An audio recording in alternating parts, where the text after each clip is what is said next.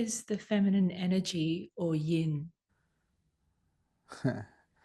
In a lot of ways it's a negative because it's receptivity, and it's a non-outgoing energy, and so it's a receiving energy, which means there's no one there.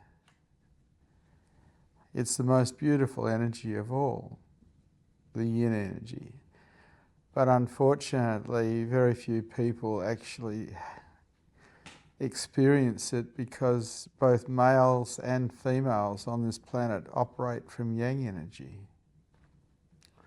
which is an outgoing energy, a resistant energy. Someone who's operating from yin energy is receptive, feminine, open, and probably ready to perceive love and ready for enlightenment. But that is unusual because most human beings, male and female, offer life resistance, which is yang energy. And so feminine energy is, or yin energy, is rather rare in a human being. The first time I really ran into it was when I first went to America in 1984 to see Bhagwan Sri Rajneesh. And two of the women who were close to him met me as welcomers. And I'd never felt anything so soft in my life. You could almost fall into these women. They were so open and so vulnerable and so yin. And that was the first time I'd ever run into it. I didn't realize at the time that that's what I had to become also. That open, that vulnerable, that yin. What are the misconceptions about being feminine? Well, a lot of people think that if you have a female body, you're feminine, which is a load of rubbish. True femininity is yin. And yin is receptivity. And so throughout the world, I've met many men and many women, and they're all yang. They all operate from resistance to life, not receptivity to life. And so it's difficult, because trying to teach it is difficult, because everyone's programmed to resist life to be successful. And in higher consciousness or spirituality, we've got to learn to be open and receptive, which is the opposite. So we're going against years of programming. Just being born as a female doesn't make you feminine, doesn't make you yin. There's no guarantee of that whatsoever. When you were a publisher, you always chose women for leadership roles in your business. What did you see in them that others missed? I always saw women as equal to men. I didn't see them as less than. And I felt that they were loyaler than men, because men tend to compete with you and women don't. So it was a matter of loyalty. So all the people who ran my companies were women. And right from the beginning, just the way it was. And that was a great decision because they ran it really well. And it allowed me to travel the world trusting that I had people I could trust running my show. Women.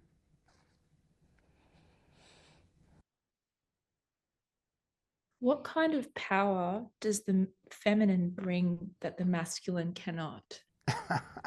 You've got to define the feminine first. And my definition of the feminine is yin. Receptivity, openness, vulnerability. The power. I don't think we can talk in terms of power when we're talking yin, We can talk in terms of power when we're talking about yang. There's not much that's pleasant about yang, except it does get things done in the material world. It just doesn't hold a great deal of beauty, whereas yin, or the feminine energy, does. It's so beautiful.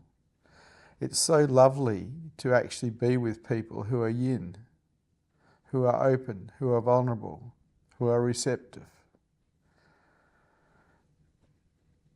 Being with people who are yang, which is an outgoing energy, it's like you bounce off them. You bounce into them.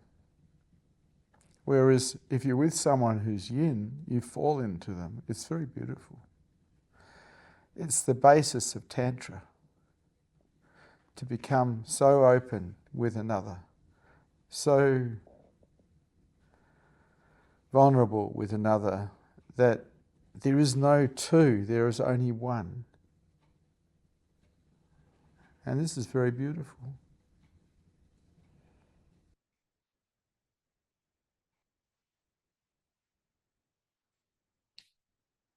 Is it possible to lead with receptivity and still be effective in the world? A lot of people might think no, but I've been doing that now for 30 odd years. I'm the CEO of the Buddhist Society here, and I lead from a yin place. I can go to yang in less than a second, and I can come back to yin in less than a second, but I live as yin. I exist as yin, not as yang. So I can be fierce, and then I can be nothing, which is very beautiful to be able to do that. And so yes, you can lead from yin. You're a great role model of that. Why is receptivity so often seen as a weakness? Only by those who can't see anything else.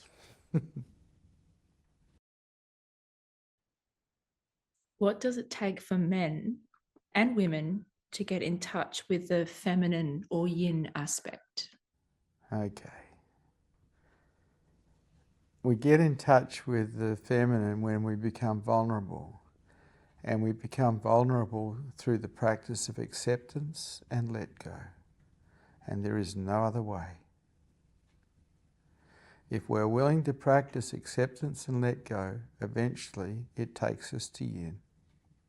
If all we do is practice resistance to life, particularly every time we don't agree with something, well, we just live and exist as yang. Do you think modern feminism is waking women up?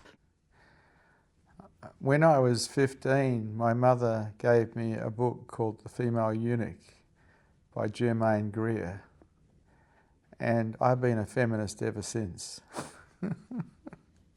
I've always felt that females have been downtrodden and don't deserve it. I've always felt that women are actually in a lot of ways stronger and superior to men because they have to bear children. I think the world got it wrong. I love women. I love the feminine. I love yin.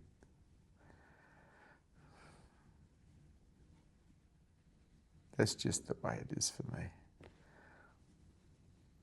Modern feminism, unfortunately, is yang. And yang against yang just equals war. What wins wars is yin. Nothing can touch someone who's yin. Everything can touch someone who's yang.